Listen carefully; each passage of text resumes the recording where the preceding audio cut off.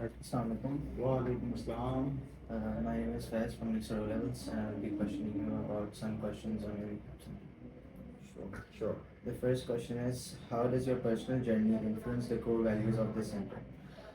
Uh, my personal journey, the personal journey plays a vital role in it. No? I would have not been a recovering addict, I would have not been here.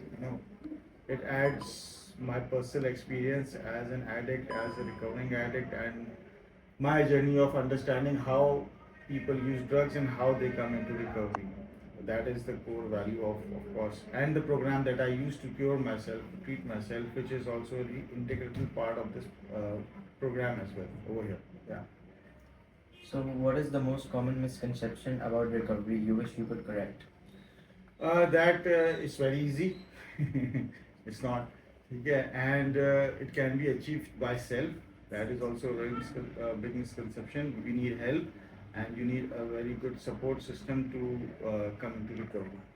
And the misconception is once an addict and is always an addict. That's also a very big misconception. It's not like that. Mhm. So, beyond abstinence, what does a successful life after recovery look like? Beyond abstinence, yes, the change of lifestyle, that is very important. The change of lifestyle, the recovery of the four aspects, main aspects of life: physical, psychological, emotional, and spiritual. That I feel is very beyond abstinence. These four aspects need to be recovered as well. What is it like recovering from like addiction? From my addiction? Yes. Yeah. Uh, it was very hard.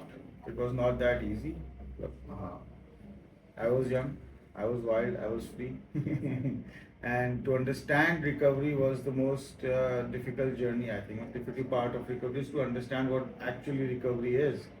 I also thought that abstinence is only recovery. But after a few relapses, I understood that the behaviors are also very important to change. The mindset needs to be changed. I don't have to only abstain from drugs, I have to abstain from a lot of things: anger, resentment, fear, self esteem. These were the areas that I touched when I came into recovery after leaving drugs. These were the areas I had to work on. So, what is the course of action after relapsing? Course of action after that, going back to the treatment again. So, is it like what has motivated you to open multiple rehab centers? Okay, I never thought of opening a rehab center when I came into recovery, but I think God chose me to do it. That's how I feel. It's a spiritual journey. I think a lot of my friends from the rehab where you got treated, we all came out. Nobody opened a rehab, but I feel personally that God chose me for this because I think I was good in speaking. I was good in motivating people. So it turned around like I started working in a rehab, and then I went to England, got my counseling courses over there, got trained over there, came back, and the thought came into my mind, I've learned a lot. Now I need to give something back to the society. Uh, yeah, I think that was the motivation. Yes, if I can do it, I can help people do it as well. So, and there are a lot of problems over here. This subject is very taboo in Pakistan. Yeah, we don't talk about it. But being an open, mouth, I always talk about my recovery. I'm not afraid of it. I'm not shy of it. That I went all through all these processes. So it motivated me. Yes, let's help people get recovered. तो यहाँ पे जितने लोग like addicts आते हैं recovery के लिए उनके फैमिली मेम्बर्स उनको लाते हैं या फिर वो खुद आते हैं? खुद कोई भी नहीं आता, फैमिली मेम्बर्स लेके आते हैं। बहुत कम लेके आते हैं, खुद बहुत कम लगाते हैं because they are financially not that sound. ठीक है, दे और destroyed everything, they not, they lost the jobs, and now the family find out that they're using drugs, and of course they care about their loved ones, so they bring them here.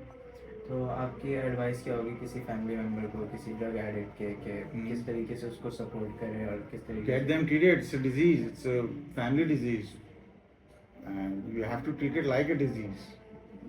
So my suggestion to family members is it's not a character defect. It's a proper mental disorder. You need to understand this, accept this, and help your loved one to go through proper treatment. And it can be treated. Thank you for interview. Yeah, no problem. आजकल जो social media पे drugs के songs होते हैं और लोग stories पे लगा के ग्लोरीफाई करते हैं ड्रग्स को, Mm-hmm. तो कुछ यंगस्टर्स होते हैं जो करते नहीं है ड्रग्स मगर Mhm. आइडिया से फैसिनेट होते हैं, तो आप क्या मैसेज देना चाहेंगे उन लोगों को? But don't play with this stuff, man. It's dangerous.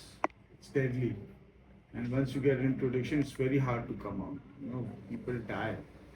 I Yesterday I was, reading a report that 13,000 people die of smoking related illness in Pakistan registered. So imagine how much from drug addiction. We can't imagine. So don't play with this. It's fire. It's not as cool as it looks. It has a lot of, I think, money involved. That's why they glorify it. Otherwise, they don't have any health benefits. Recent study shows even vape has, proven to be very harmful. There's a disease called popcorn lung. You have this popcorn kind of patches in your lungs after you have vaped certain amount of time.